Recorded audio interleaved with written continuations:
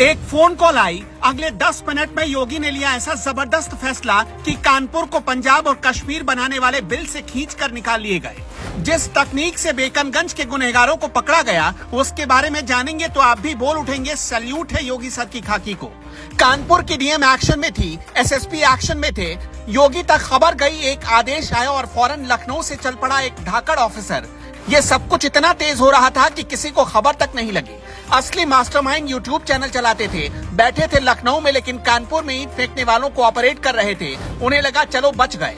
तभी योगी के धाकड़ ऑफिसर की एंट्री हुई और फिर गजब हो गया। उस ऑफिसर ने खाकी के संसाधनों का इतना जबरदस्त इस्तेमाल किया कि गुनहगारों की सारी चालाकी पिताजी के पॉकेट में चली गई। उस अधिकारी ने जिस टेक्निकलिटी का प्रयोग किया वो बहुत ही सामान्य है, लेकिन ज्यादातर मामलों में यूपी पुलिस के कई अधिकारी उसका सही इस्तेमाल नहीं कर पाते।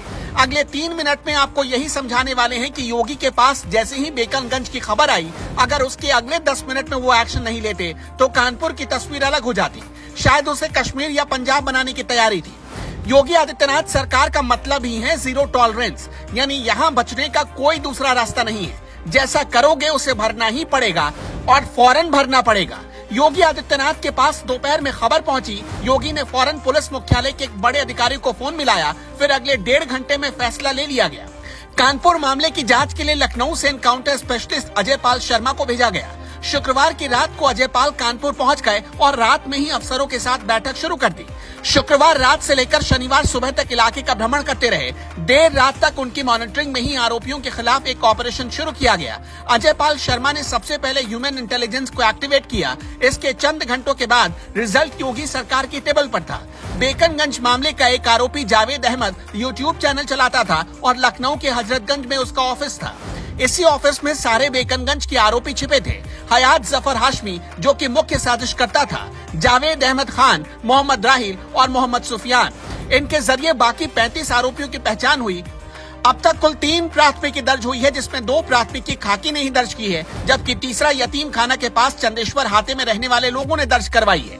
कानपुर के बेकनगंज मामले के बाद डीएम एक्शन में थी, एसएसपी भी एक्शन में थे, लेकिन तभी योगी आदित्यनाथ ने कहा कि नहीं, इस मामले की जांच के लिए किसी एक्सपर्ट की जरूरत है, ऐसा जो चुटकियों में इंसानी दिमाग पढ़ ले। यहाँ इंसानी दिमाग पढ़ने का मतलब ये नहीं है कि दिमाग में क्या चल रहा है उसे कोई पहले ही जान जाए। यहाँ मतलब ये है कि अपराध के मोडस ऑपरेंडी को समझा जा सके।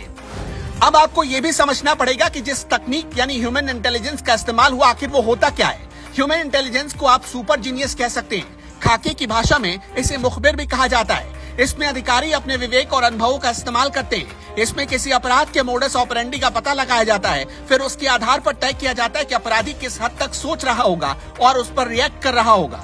उस अपराधी के आसपास रहने वाले लोगों के बारे में पता लगाया जाता है, उसकी साइकोलॉजी रीड की जाती है। ऐसे लोगों को पुलिस अपना मुखबिर बनाती है जो उस अपराधी के आसपास रहते हैं, फिर उनसे सारी जानकारी निकलवाती है। अनुभवों के आधार पर एक डेटा तैयार किया जाता है और फिर उसे अपराधी को पकड़ने के लिए इस्तेमाल किया जाता है। वैसे ह्यूमन इंटेलिजेंस ज्यादातर मामलों में सटीक ही साबित होते हैं। अब आप ये भी समझिए कि अजय पाल शर्मा के कानपुर पहुंचते ही योगी सरकार का मिशन क्यों कामयाब हो गया। दरअसल अजय पाल शर्मा 2011 बैच के आईपीएस अधिकारी हैं। 2012 में यूपी आए तो ट्रेनिंग में पहला मौका कानपुर में ही मिला। कानपुर के गोविंद नगर स्टेशन के साथ अटैच किया गया। कानपुर में अपने व्यवहार कुशलता की वजह से अच्छे संपर्क बनाए और बेकनगंज के मामले में उसी कॉन्टैक्ट ने अपना काम कर दिखाया। इसलिए योगी सरकार ने बड़ा सोच समझकर अजय पाल शर्मा को कानपुर भेजा था।